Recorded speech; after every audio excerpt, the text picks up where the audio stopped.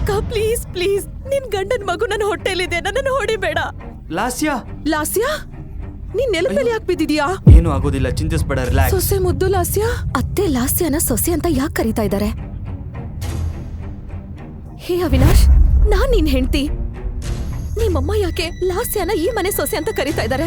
ದಯವಿಟ್ಟು ಹೇಳಿ, ಏನಾಗ್ತಾ ಇದೆ? ನೀನ್ ಅವನನ್ನ ಯಾಕೆ ಕೇಳ್ತಾ ಇದೀಯಾ? ನಾನ್ ಹೇಳ್ತೀನಿ, ನೀನ್ ನಮ್ಮ ವಂಶ ಬೆಳೆಸೋದಕ್ಕಾಗಲ್ಲ. ಒಂದು ಮಗುನ ಕೊಡ್ಲಿಲ್ಲ ಅಂತಂದ್ರೆ ನೀನ್ ಯಾವ ರೀತಿ ಸೊಸೆ? ಸೊಸೆ ಅಂದ್ರೆ ಮನೆಗೆ ಒಬ್ಬ ವಾರಸ್ದಾರನ ಕೊಡ್ಬೇಕು. ಅವಿನಾಶ್, ಲಾಸ್ಯ ಹೊಟ್ಟೆನಲ್ಲಿ ಬೆಳೀತಾ ಇರೋ ಆ ಮಗುನಿಂದ. ಹೌದು, ಇನ್ ಮುಂದೆ ಲಾಸ್ಯ ನನ್ ಜೊತೆ ಇರ್ತಾಳೆ. ಮತ್ತೆ ನನಗ್ ನಿನ್ನಿಂದ ಡಿವೋರ್ಸ್ ಬೇಕು. ಅವಿನಾಶ್ ಉತ್ತರವನ್ನ ಕೇಳಿದ ನಂತರ ದಿಶಾ ಮನಸ್ಸು ಒಡೆದೋಯ್ತು. ಅವಳ ಸ್ವಂತ ತಂಗಿಯೇ ಅವಳ ಗಂಡನ ಎರಡನೇ ಹೆಂಡತಿಯಾಗ್ಬಿಟ್ಟಿದ್ಲು ಮತ್ತು ಅವಳ ಗಂಡ ಅವಳನ್ನ ತನ್ನ ಜೀವನದಿಂದ ಹೊರಹಾಕಲು ಬಯಸ್ತಾ ಇದ್ದ, ಕೇವಲ ಅವಳು ತಾಯಿ ಆಗಲಾರದೆಂಬ ಕಾರಣಕ್ಕೆ. ನೀನು ಎಷ್ಟು ಕ್ರೂರಿ! ನಿನಗ್ ನಾಚಿಕೆ ಆಗ್ಲಿಲ್ವಾ? ನೀನು ನಿನ್ನ ಅಕ್ಕನ ಮನೆನ ಹಾಳು ಮಾಡ್ತಿದ್ಯಾ. ನಾಚಿಕೆ ಇಲ್ದವಳೆ, ಮರ್ತೋದ್ಯಾ ನೀನು? ನಾನು ಮತ್ತೆ ಮಾವ ನಿನ್ನನ್ನ ಬೆಳೆಸಿರೋದು, ನಿನ್ನ ಒಳ್ಳೆ ಭವಿಷ್ಯಕ್ಕಾಗಿ ಓದೋದಕ್ಕೆ ನಿನ್ನನ್ನ ವಿದೇಶಕ್ಕೆ ಕಳಿಸಿದ್ವಿ. ಅದಕ್ಕೋಸ್ಕರ ನಾನು ಎಲ್ಲದನ್ನು ತ್ಯಾಗ ಮಾಡ್ದೆ, ಗೊತ್ತಲ್ವಾ? ಆದ್ರೆ ನೀನು ನಿನ್ನ ಬುದ್ಧಿನ ತೋರಿಸಿ ನನ್ನ ಮನೆ ಹಾಳು ಮಾಡಕ್ ನೋಡ್ತಾ ಇದ್ಯಾ. ನನ್ನ ಮೇಲೆ ಕಿರ್ಚಾಡೋದನ್ನ ನಿಲ್ಸು. ನಾನ್ ಹೇಳಿದ್ನ ಇದನ್ನೆಲ್ಲ ಮಾಡು ಅಂತ ಏನೋ ಯಾರೋ ಮಾಡದೇ ಇರೋದನ್ನ ಮಾಡಿರೋ ತರ ಹೇಳ್ತಾ ಇದ್ಯಾ. ನನ್ನ ಅಪ್ಪ ಅಮ್ಮ ನನಗಾಗಿ ಮಾಡಿದ್ದೆಲ್ಲ ಅವ್ರ ಕರ್ತವ್ಯ. ಅಷ್ಟಕ್ಕೂ ನನ್ ತಲೆ ಎಲ್ಲ ಸಿಡ್ದು ಹೋಗ್ತಾ ಇದೆ. ನೀನು ನಿನ್ ನಾಟಕನ ನಿಲ್ಲಿಸ್ತೀಯಾ ಪ್ಲೀಸ್? ನೀನ್ ನಾಟಕ ಆಡ್ಬೇಡ. ಲಾಸ್ಯಾಗೆ ಇನ್ನೂ ತಲೆನೋವು ಕೊಡೋದಕ್ಕೆ ಪ್ರಯತ್ನ ಪಟ್ರೆ ನನಗಿಂತ ಕೆಟ್ಟವನ್ ಯಾರು ಇರಲ್ಲ.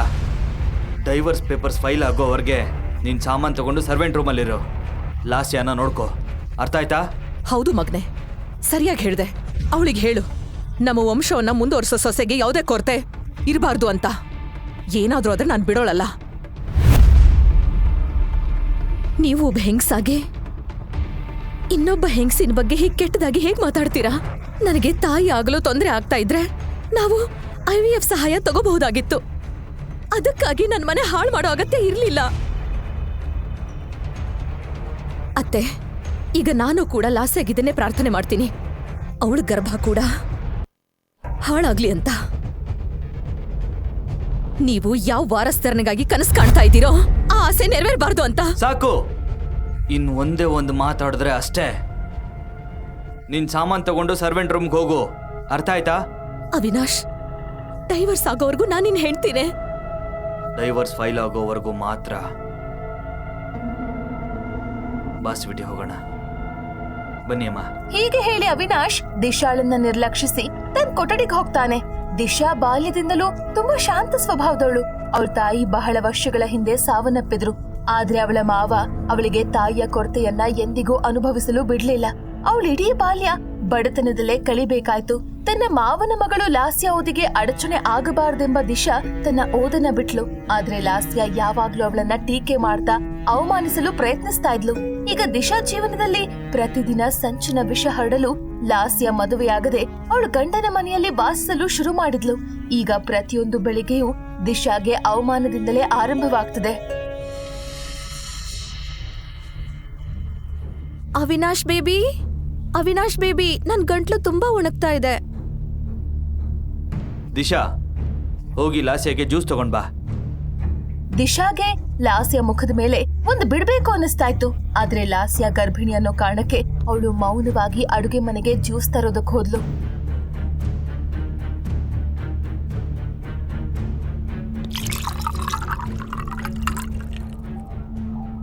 ಯಾರಿಗಾಗಿ ಜ್ಯೂಸ್ ತಗೊಂಡ್ ಹೋಗ್ತಾ ಇದೀಯಾ? ಅತ್ತೆ, ನಾನು ಲಾಸ್ಯಾಗ್ ತಗೊಂಡ್ ಹೋಗ್ತಾ ಇದ್ದೆ. ನೀನ್ ಬಿಡು, ನನಗೆ ನಿನ್ ಮೇಲೆ ನಂಬಿಕೆನೇ ಇಲ್ಲ. ನೀನು ಜ್ಯೂಸಲ್ಲಿ ವಿಷ ಹಾಕಿದ್ರೆ ಏನ್ ಗತಿ? ನನ್ನ ಭವಿಷ್ಯದ ಮೊಮ್ಮಗ ಹುಟ್ಟೋಕು ಮುಂಚೆನೆ ಸತ್ರೆ? ದೀನು, ಯಸ್ ಮ್ಯಾಮ್. ಈ ಜ್ಯೂಸ್ನ ಲಾಸ್ಯಾಗ್ ಕೊಡು.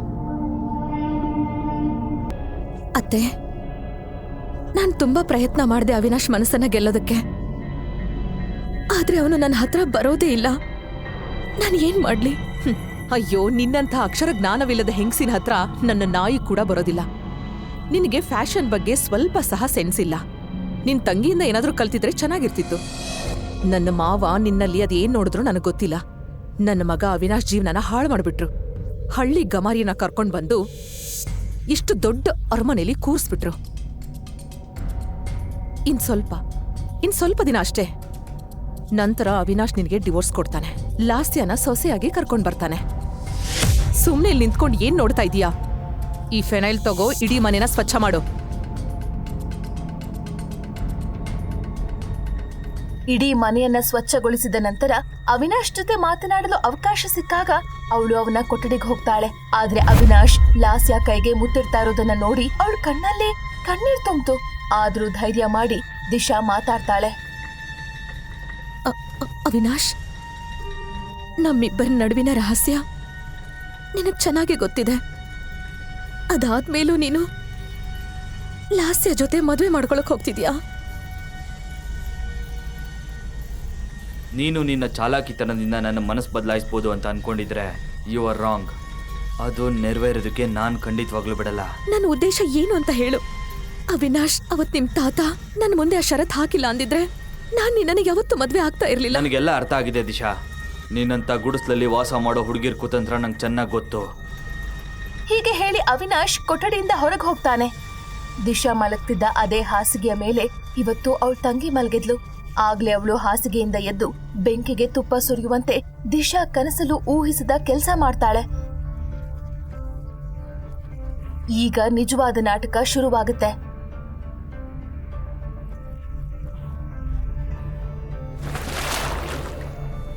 ದಿಶಾ, ಇಲ್ಲಿ ಸೋಪ್ ನೀರನ್ನ ಯಾಕೆ ಸುರಿದಿದ್ಯಾ ನೀನು? ನಾನಿವಾಗ ಇಲ್ಲಿ ಜಾರ್ ಬೀಳ್ತಾ ಇದ್ದೆ. ಅವಿನಾಶ್, ಅವಿನಾಶ್, ಅವಿನಾಶ್, ಇದನ್ನ ನೋಡಿ. ಅವಿನಾಶ್ ಓಡ್ತಾ ಬರ್ತಾನೆ. ಅವನ್ ತಾಯಿಯು ಅವನ್ ಜೊತೆ ಇರ್ತಾಳೆ. ಅವಿನಾಶ್ ಅವಳನ್ನ ಬೀಳ್ಸಿ ನಮ್ಮ ಮಗುಗ್ ಹಾನಿ ಮಾಡಕ್ ನೋಡ್ತಾ ಇದ್ದಾಳೆ. ಅವಿನಾಶ್, ನಾನ್ ಈ ನೀರನ್ನ ಸುರಿಲಿಲ್ಲ. ಸುಮ್ನಿರು.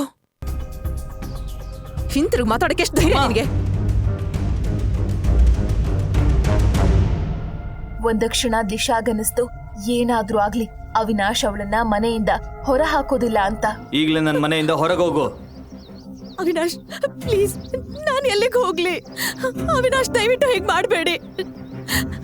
ನಾನು ನಿಮ್ಮ ಹೆಂಡತಿ ಅವಿನಾಶ್, ದಯವಿಟ್ಟು ಹೀಗೆಲ್ಲ ಮಾಡಬೇಡಿ. ನೀನ್ ಹೇಗೆ ಹೇಳ್ತೀಯೋ ನಾನು ಹಾಗೆ ಬದುಕ್ತೀನಿ. ಆದ್ರೆ ದಯವಿಟ್ಟು ನನ್ನನ್ನ ಮನೆಯಿಂದ ಹೊರಗೆ ಹಾಕ್ಬೇಡಿ. Please please please please please. Avinash, ದಯವಿಟ್ಟು ಬಾಗಿಲು ತೆಗಿರಿ. ನಾನು ಎಲ್ಲಿಗೆ ಹೋಗ್ಲಿ?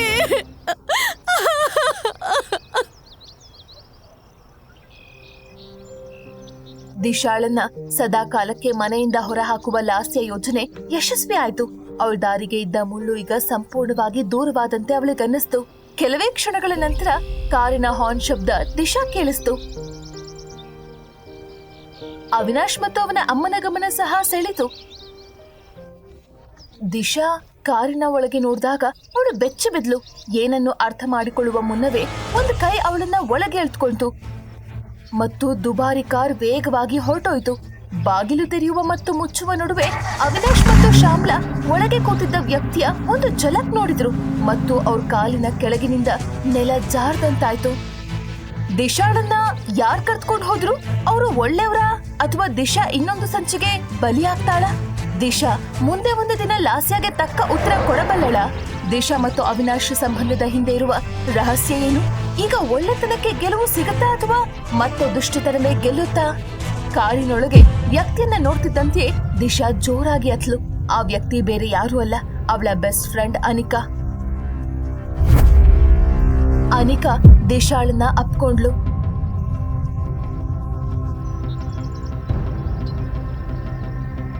ದಿಶಾ, ನಿನಗೆ ಈ ಸ್ಥಿತಿ ಬರುವಂತೆ ಮಾಡಿದಾರಲ್ಲ, ಅವ್ರ ವಿರುದ್ಧ ಪ್ರತೀಕಾರ ತಗೊಳ್ಳೋಣ. ನನ್ನ ಬಳಿ ಒಂದು ಐಡಿಯಾ ಇದೆ. ಅದಕ್ಕೂ ಮೊದಲು ನೀನು ಎಲ್ಲನೂ ನನಗೆ ಹೇಳಬೇಕು. ಯಾವಾಗ್ಲೂ ಖುಷಿಯಿಂದ ಹೊಳೆಯುತ್ತಿದ್ದ ದಿಶಾ ಕಣ್ಣುಗಳು ಈಗ ಕೆಂಪಾಗಿದ್ವು. ನೋವು ಅವಳ ಮುಖದಲ್ಲಿ ಸ್ಪಷ್ಟವಾಗಿ ಕಾಣಿಸ್ತಾ ಇತ್ತು. ಕೆಲವು ದಿನಗಳ ಹಿಂದೆ ಅವಳ ಜೀವನದಲ್ಲಿ ಬಿರುಗಾಳಿ ಹೇಗೆ ಪ್ರವೇಶಿಸಿತು ಎಂಬುದನ್ನ ಅವಳು ನೆನಪಿಸಿಕೊಳ್ಳಲು ಶುರು ಮಾಡಿದ್ಲು. ನಾನು ಯಾವತ್ತೂ ಅಮ್ಮನಾಗಲು ಸಾಧ್ಯವಿಲ್ಲ. ಆದ್ರೆ ನನ್ನ ಮದುವೆ ಆಗಿದ್ದು ಒಂದು ಷರತ್ತಿನ ಮೇಲೆ. ನಾನು ಅವನಿಗೆ ಒಂದು ಮಗುನ ಕೊಡಬೇಕು ಅಂತ. ರಿಪೋರ್ಟ್ ದಿಶಾ ಕೈಯಿಂದ ಜಾರಿ ಬಿತ್ತು. ಒಂದು ಕ್ಷಣದಲ್ಲಿ ಅವಳ ಜೀವನದ ಎಲ್ಲ ಖುಷಿಗಳು ದುಃಖವಾಗಿ ಬಿಟ್ವು. ನನಗೆ ಮೊದ್ಲಿಂದಾನೇ ಗೊತ್ತಿತ್ತು ದೋಷ ನಿನ್ನಲ್ಲೇ ಇದೆ ಅಂತ.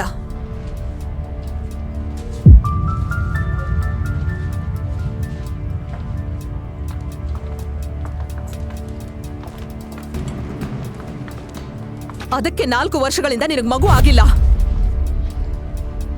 ಅತ್ತೆ ಅತ್ತೆ ಪ್ಲೀಸ್ ಮನೆಗೆ ಹೋಗಿ ಮಾತಾಡೋಣ. ಯಾಕೆ ಇಲ್ಲಿ ನಾಚಿಕೆ ಆಗತ್ತಾ? 4 ವರ್ಷಗಳಿಂದ ನನ್ನ ಅಜ್ಜಿ ಮಾಡಕ್ ಆಗ್ಲಿಲ್ಲ, ಆಗ ನಿನಗ್ ನಾಚಿಕೆ ಆಗ್ಲಿಲ್ಲ. ನೀನು ನಮ್ಮ ಮನೆಗ್ ಬಂದಾಗಿಂದ ನಮಗ್ ಬರೀ ದುರಾದೃಷ್ಟ ಬಂದಿದೆ. ತನ್ನ ಅತ್ತೆಯ ಬೈಗುಳವನ್ನ ಕೇಳಿಸ್ಕೊಳ್ತಾ ಇದ್ದ ದಿಶಾ ಆಸ್ಪತ್ರೆಯ ಕಾರಿಡಾರ್ನಲ್ಲಿ ತನ್ನ ಗಂಡ ಅವಿನಾಶ್ ಬರ್ತಿರೋದನ್ನ ನೋಡಿದ್ಲು. ಅವಿನಾಶ್ ಅವಿನಾಶ್ ಅವಿನಾಶ್ ನನ್ ರಿಪೋರ್ಟ್ಸ್ ಅವಿನಾಶ್. ಅವಿನಾಶ್ ದಿಶಾಳನ್ನ ಸರಿಸಿ ಅವನು ಉತ್ಸಾಹದಿಂದ ತನ್ನ ತಾಯಿಯ ಬಳಿಗೆ ಹೋಗಿ ಏನೋ ತೋರಿಸ್ತಾನೆ. ರಿಪೋರ್ಟ್ ಪಾಸಿಟಿವ್ ಬಂದಿದೆ. ದಿಶಾ ಅತ್ತೆಯ ಕೋಪ ತಕ್ಷಣ ಸಂತೋಷವಾಗಿ ಬದಲಾಯಿತು. ದೇವಿ ಕೃಪೆಯಿಂದ ನನ್ನ ಕನಸೀಗ ನೆರವೇರಲಿದೆ. ತನ್ನ ಗಂಡ ಮತ್ತು ಅತ್ತೆಯ ವರ್ತನೆಯ ಬದಲಾವಣೆಯನ್ನ ನೋಡಿ ದಿಶಾ ಗೊಂದಲಕ್ಕೊಳಗಾದ್ಲು. ಆದ್ರೆ ಅವಳು ಏನಾಗ್ತಾ ಇದೆ ಅಂತ ಅರ್ಥ ಮಾಡಿಕೊಳ್ಳುವ ಮೊದಲು ಅಥವಾ ಏನನ್ನಾದ್ರೂ ಹೇಳುವ ಮೊದಲು ಅವಳ ಕಸಿನ್ ಲಾಸ್ಯ ಅಲ್ಲಿಗೆ ಬಂದು ಅತ್ತೆಯ ಕಾಲಿಗೆ ನಮಸ್ಕಾರ ಮಾಡಿದ್ಲು. ಸಾಕು ಚೆನ್ನಾಗ್ ಬಾಳು ಮಗಳೇ, ನಿನ್ನಿಂದ ನನ್ನ ಕನಸು ನೆರವೇರಲಿದೆ. ನಮ್ಮ ಆಸೆನ ನೀನ್ ನೆರವೇರಿಸ್ದೆ. ಅವಿನಾಶ್ ವಂಶವನ್ನ ಮುಂದುವರಿಸೋದು ನೀನೇ ಅಂತ ನನಗ್ ಗೊತ್ತು. ದಿಶಾ ಮೇಲೆ ಆಕಾಶ ಬಿದ್ದಂತಾಯ್ತು. ತನ್ನ ತಂಗಿ ಅಂತ ಇದ್ದ ಕಸಿನ್ ತನ್ನ ಮನೆ ಹಾಳು ಮಾಡಿದವಳು ಅಂತ ಅವಳು ಯಾವತ್ತೂ ಅಂದ್ಕೊಂಡಿರ್ಲಿಲ್ಲ.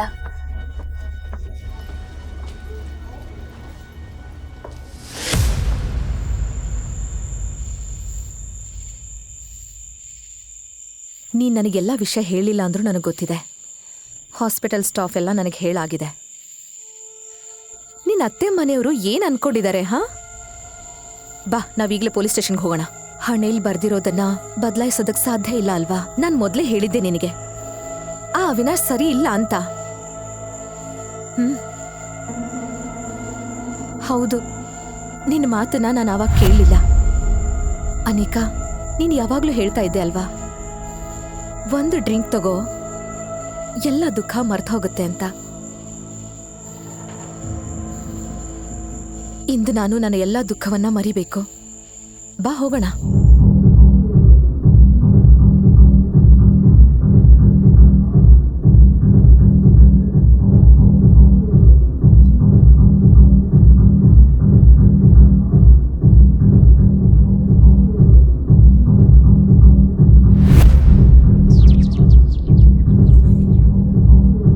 ಹೇಗಿದೆ ಅಕ್ಕ? ಪ್ಲೀಸ್ ಪ್ಲೀಸ್ ಅಕ್ಕ, ನಿನ್ ಗಂಡನ ಮಗು ನನ್ನ ಹೊಟ್ಟೆಲಿದೆ, ನನ್ನ ಹೊಡಿಬೇಡಿ. ನನಗೆ ನಿನ್ನಿಂದ ಡಿವೋರ್ಸ್ ಬೇಕು.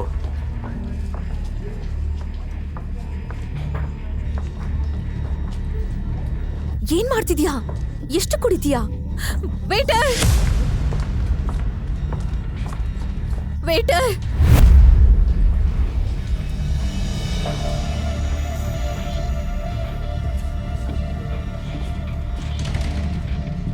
ವೇಟರ್, ಇನ್ ಸಾಕು ಹೋಗಪ್ಪ. ಡ್ಯಾನಿ, ದಿಶಾ, ಇವಳನ್ನ ರೂಮ್ ನಂಬರ್ 607 ಕರ್ಕೊಂಡು ಹೋಗಿ. Room number 607? ಆದ್ರೆ ಅದು ಬೇಗ. ದಿಶಾ, ನೀನು ಅವನ ಜೊತೆ ಹೋಗು. ನಾನು ATMಗೆ ಹೋಗಿ ಸ್ವಲ್ಪ ಹಣ ತರ್ತೀನಿ. ಓಕೆ? ಅನಿಕಾ ಕೂಡ ದಿಶಾ ವಿರುದ್ಧ ಸಂಚು ರೂಪಿಸ್ತಿದ್ದಾಳ. ಆ ರಾತ್ರಿ ದಿಶಾ ಸಂಪೂರ್ಣವಾಗಿ ಮಧ್ಯದಲ್ಲಿ ಮುಳುಗಿದ್ಲು. ಅವಳ ಹೆಜ್ಜೆಗಳು ಅಲುಗಾಡ್ತಾ ರೂಮ್ ಕಡೆಗೆ ಹೋಗ್ತಿದ್ವು.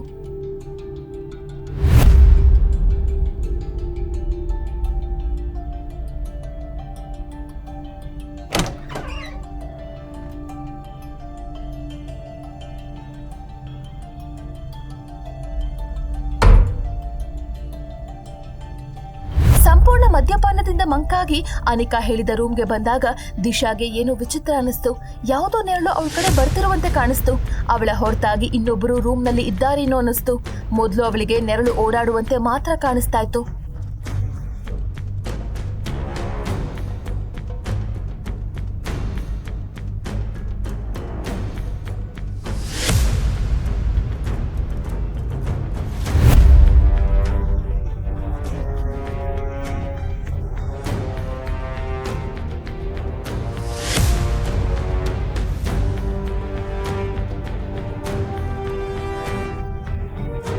ಆದ್ರೆ ಅಚಾನಕ್ಕಾಗಿ ಆ ನೆರಳನ್ನ ನೆಲದ ಮೇಲೆ ಸ್ಪಷ್ಟವಾಗಿ ನೋಡಿದ್ಲು.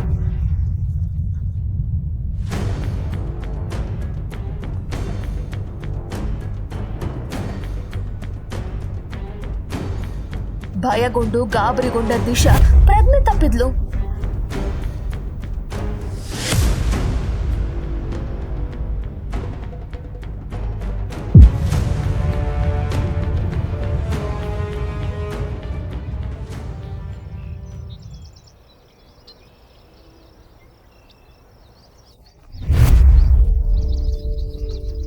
ಮರುದಿನ ಬೆಳಗ್ಗೆ ದಿಶಾ ಎದ್ದಾಗ ಅವಳ ತಲೆ ಸಿಡಿತಾ ಇತ್ತು. ಹಿಂದಿನ ರಾತ್ರಿ ಅವಳು ತುಂಬಾ ಕುಡಿದಿದ್ರಿಂದ ಹೋಟೆಲ್ ರೂಮ್ಗೆ ಹೋದ ನಂತರ ಏನಾಯ್ತು ಅನ್ನೋದನ್ನ ಅವಳು ಮರ್ತು ಹೋಗಿದ್ಲು. ಹಾಸಿಗೆಯಿಂದ ಎದ್ದು ನಿಲ್ಲಲು ಪ್ರಯತ್ನಿಸಿದಾಗ ಅವಳ ಹೊಟ್ಟೆಯ ಬಳಿ ಏನೋ ಭಾರವಾಗಿರುವಂತೆ ಅನಿಸ್ತು. ತನ್ನ ಊದಿಕೊಂಡ ಹೊಟ್ಟೆಯನ್ನು ನೋಡಿ ದಿಶಾ ಆತಂಕಕ್ಕೆ ಒಳಗಾದ್ಲು. ಸಂಪೂರ್ಣ ಭಯದಲ್ಲಿ ಅವಳು ಕನ್ನಡಿ ಮುಂದೆ ಓಡಿದ್ಲು ಮತ್ತು ಅವಳು ನೋಡಿದ ದೃಶ್ಯ ಅವಳನ್ನ ಸಂಪೂರ್ಣವಾಗಿ ಬೆಚ್ಚಿ ಬೀಳುವಂತೆ ಮಾಡ್ತು.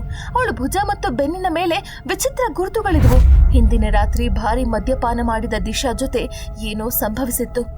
ನಮ್ಮ ಕೆಟ್ಟ ಕನಸಲ್ಲೂ ಊಹಿಸಲಾಗದಂಥದ್ದು. ನನ್ನ ಹೊಟ್ಟೆ ಇದು ಹೇಗೆ ಇಷ್ಟೊಂದು ದಪ್ಪ ಆಗಿದೆ? ನನ್ನ ಭುಜದ ಮೇಲೆ ಈ ಗುರುತುಗಳು ಏನಿದು? ಕಳೆದ ರಾತ್ರಿ ಏನಾಯ್ತು ಅಂತ ನನಗೆ ಯಾಕೆ ನೆನಪಾಗ್ತಾ ಇಲ್ಲ? ದಿಶಾ ಒಂದು ರಾತ್ರಿಯಲ್ಲಿ ಹೇಗೆ ಗರ್ಭಿಣಿಯಾದ್ಲು? ಅವಳ ಜೊತೆ ನಿಜವಾಗಿ ಏನಾಯ್ತು? ಅವಳ ಭುಜದ ಮೇಲಿರುವ ಗುರುತು ಏನನ್ನ ಸೂಚಿಸುತ್ತದೆ? ಅನಿಕಾ ಕೂಡ ಇದರಲ್ಲಿ ಸೇರ್ಕೊಂಡಿದ್ದಾಳ? ದಿಶಾ ತನ್ನ ಮೆದುಳಿಗೆ ತುಂಬಾ ಒತ್ತಡ ನೀಡಿ ನೆನಪಿಸಲು ಪ್ರಯತ್ನಿಸಿದ್ಲು. ಆದ್ರೆ ಕಳೆದ ರಾತ್ರಿ ಬಗ್ಗೆ ಎಲ್ಲವೂ ಮಂಕಾಗಿತ್ತು. ನನ್ನ ಫೋನ್ ಅವಳು ತನ್ನ ಫೋನ್ ನೋಡಿದಾಗ ಅನಿಕಾಳ 45 ಮಿಸ್ಡ್ ಕಾಲ್ಗಳು ಬಂದಿರೋದು ಗೊತ್ತಾಯ್ತು. ಅಷ್ಟರಲ್ಲಿ ಅವಳ ಫೋನ್ ಮತ್ತೆ ರಿಂಗ್ ಆಯ್ತು. ಅಯ್ಯೋ, ನೀನ್ ಎಲ್ಲಿದ್ಯಾ? ನಿನ್ನೆ ರಾತ್ರಿಯಿಂದ ನಾನು ನಿನ್ನನ್ನು ಹುಡುಕ್ತಾ ಇದ್ದೀನಿ. ನನಗನ್ನಿಸ್ತಾ ಇದೆ ನಾನು ಹೋಟೆಲ್ ರೂಮಲ್ಲಿ ಇದ್ದೀನಿ. ಒಮ್ಮೆ ನಿನ್ ರೂಮ್ ನಂಬರ್ ನನಗೆ ನೋಡಿ ಹೇಳು. ಅದು 607. ರೂಮ್ ನಂಬರ್ 607 ಅನ್ನ ಕೇಳಿದ ತಕ್ಷಣ ಅನಿಕಾಗೆ ಸ್ವಲ್ಪ ಸಮಾಧಾನ ಆಯ್ತು. ಸರಿ, ಓಕೆ ಎಂದು ಹೇಳಿ ಅವಳು ತಕ್ಷಣ ದಿಶಾ ರೂಮ್ ಕಡೆಗೆ ಧಾವಿಸಿದ್ಲು.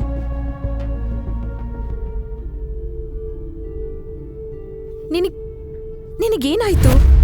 ಯಾಕೆ ಹೀಗಿದೆಯಾ? ಮತ್ತೆ ನಿನ್ ಹೊಟ್ಟೆ ಇಷ್ಟ ದಪ್ಪ ಹೇಗಾಗಿದೆ?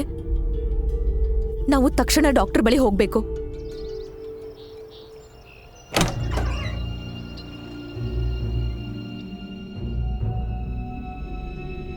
ರಿಪೋರ್ಟ್ಗಳು ಬಂದಿದೆ. ನೀವು 7 ತಿಂಗಳು ಗರ್ಭಿಣಿ. ಒಂದ್ ಕಡೆ ದಿಶಾ ಅಚ್ಚರಿಗೊಂಡ್ಲು. ಯಾರೂ ಮುಟ್ಟದೆ ಅವಳು ಏಕಾಏಕಿ 7 ತಿಂಗಳು ಗರ್ಭಿಣಿಯಾಗಿದ್ ಹೇಗೆ? ಇನ್ನೊಂದ್ ಕಡೆ ಗರ್ಭಧಾರಣೆ ಖಚಿತವಾದ ತಕ್ಷಣ ಅನಿಕಾ ತುಂಬಾ ಸಂತೋಷ ಪಟ್ಲು. ದಯವಿಟ್ಟು ಅನಿಕಾ ನನಗೆ ಹೇಳು, ನಿನ್ನೆ ರಾತ್ರಿ ನನ್ನ ಜೊತೆ ಏನಾಯ್ತು? ನಾನು ಎಲ್ಲವನ್ನೂ ಹೇಳ್ತೀನಿ ದಿಶಾ, ಆದ್ರೆ ನನಗೊಂದು ಷರತ್ತಿದೆ. ಯಾವ ಷರತ್ತು? ಅನಿಕಾ ಷರತ್ತನ್ನ ಕೇಳಿದ ನಂತರ ದಿಶಾ ಹೇಳಿದ್ಲು, ನೀನ್ ಏನ್ ಹೇಳ್ತಾ ಇದೀಯ ಅನಿಕಾ? ನೀನ್ ನಿನ್ನೆ ರಾತ್ರಿ ಬಗ್ಗೆ ಸತ್ಯ ಹೇಳದೆ ಇದ್ರು ಸರಿ, ನಾನ್ ಮಾತ್ರ ಈ ಷರತ್ತಿಗೆ ಒಪ್ಪೋದಿಲ್ಲ. ಆ ಷರತ್ತೇನು? ದಿಶಾ ನೆನ್ನೆ ರಾತ್ರಿಯ ಸತ್ಯವನ್ನ ತಿಳಿದುಕೊಳ್ತಾಳ ಅಥವಾ ಅನಿಕಾ ಸತ್ಯವನ್ನ ಹೇಳ್ತಾಳ? ದಿಶಾ ನೆನ್ನೆ ರಾತ್ರಿ ಸತ್ಯವನ್ನ ಹುಡುಕಲು ಪ್ರಯತ್ನಿಸ್ತಿರುವಾಗ ಅವಿನಾಶ್ ಆಸ್ಪತ್ರೆಯಲ್ಲಿ ಲಾಸ್ಯಾಗೆ ಚೆಕಪ್ ಮಾಡಿಸ್ತಾ ಇದ್ದ. ಲಾಸ್ಯ ಎಂದಿನಂತೆ ಹೊಸ ನಾಟಕ ಮಾಡ್ತಿದ್ಲು.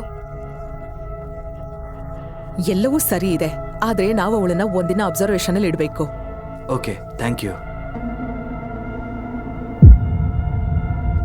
ನಮ್ಮ ಮಗುಗೇನಾದ್ರೂ ಆದ್ರೆ ನಾನಂತೂ ಬದುಕೋದಿಲ್ಲ ಅಷ್ಟೇ ಅವಿನಾಶ್. ಇಲ್ಲ, ಚಿಂತೆ ಮಾಡ್ಬೇಡ. ನಾನಿರೋವಾಗ ದಿಶಾ ಆಗ್ಲಿ ಯಾರೇ ಆಗ್ಲಿ ನಮ್ಮ ಮಗುನ ಏನು ಮಾಡಕ್ಕಾಗಲ್ಲ. ನಿನಗೆ ಯಾವುದೇ ಚಿಂತೆ ಅಗತ್ಯ ಇಲ್ಲ. ನಾನು ನಿನ್ ಜೊತೆ ಇರ್ತೀನಿ, ನಾನು ನೋಡ್ಕೊಳ್ತೀನಿ. ನಾನು ನಿನ್ಗೆ ಜ್ಯೂಸ್ ತರ್ತೀನಿ, ಓಕೆನಾ?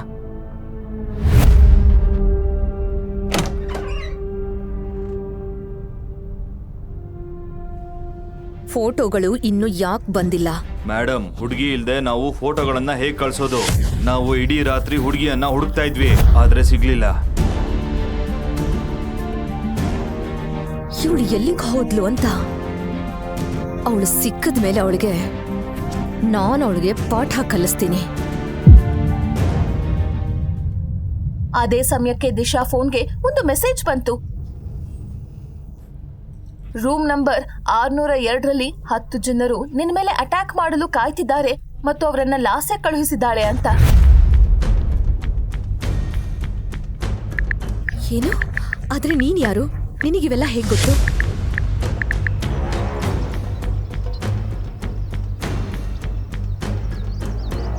ನಾನು ನಿನ್ನೆ ರಾತ್ರಿ ನಿನ್ನ ಜೊತೆ ಇದ್ದವನು.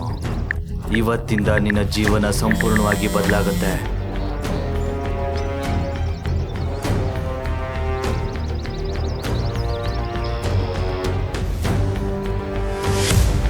ನಿನ್ನೆ ರಾತ್ರಿ ನನ್ನ ಜೊತೆ ಏನಾಯ್ತು ಮತ್ತೆ ನಾನು ಒಂದು ರಾತ್ರಿಲಿ ಅಲ್ಲಿ ಹೇಗೆ 7 ತಿಂಗಳ ಗರ್ಭಿಣಿ ಆದೆ ಅನ್ನೋದು ನಿನಗೆ ಗೊತ್ತಾ?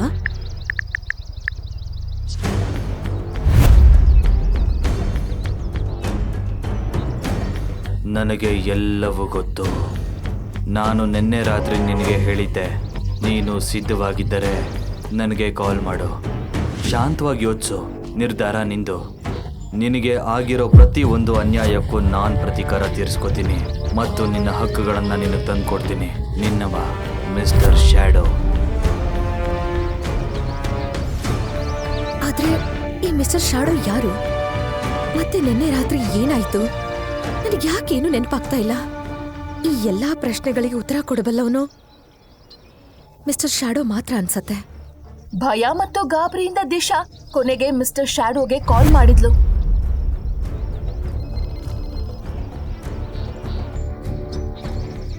ಹಲೋ ದಿಶಾ, ನೀನು ಕಾಲ್ ಮಾಡ್ತೀಯಾ ಅಂತ ನನಗೆ ಗೊತ್ತಿತ್ತು. ನೀನು ಹೇಳು, ಏನು ನಿರ್ಧಾರ ಮಾಡಿದೆ? ನೀನ್ ಯಾರು? ನಿನಗೆ ನನ್ನಿಂದ ಏನ್ ಬೇಕು? ನನ್ನ ಜೊತೆ ನಡೆದಿದ್ದಕ್ಕೆ ಪ್ರತೀಕಾರ ತೀರಿಸ್ಕೊಳ್ಳೋದಕ್ಕೆ ನೀನ್ ಯಾಕೆ ಬಯಸ್ತಾ ಇದೀಯಾ? ನಾನು ನಿನ್ನ ಸ್ನೇಹಿತನ ಅಥವಾ ಹಿತೈಷಿನ ಅನ್ನೋದು ಸಮಯ ತೋರಿಸುತ್ತೆ. ಆದರೆ ಒಂದು ವಿಷಯ ನೆನ್ಪಿಟ್ಕೋ, ಈಗ ನಿನ್ನ ಪ್ರತಿ ಒಬ್ಬ ಶತ್ರು ನನ್ನ ಶತ್ರು ಕೂಡ. ನಿನಗೆ ಆಗಿರೋ ಅನ್ಯಾಯಕ್ಕೆ ನಾನು ಪ್ರತೀಕಾರ ತೀರಿಸ್ಕೊಳ್ಳೋವರೆಗೂ ನನಗೆ ನೆಮ್ಮದಿ ಇಲ್ಲ. ಮಿಸ್ಟರ್ ಶ್ಯಾಡೋ ಯಾರು ಮತ್ತು ಅವನು ದಿಶಾಯಿಂದ ಇನ್ನೇನ್ ಬಯಸ್ತಾನೆ?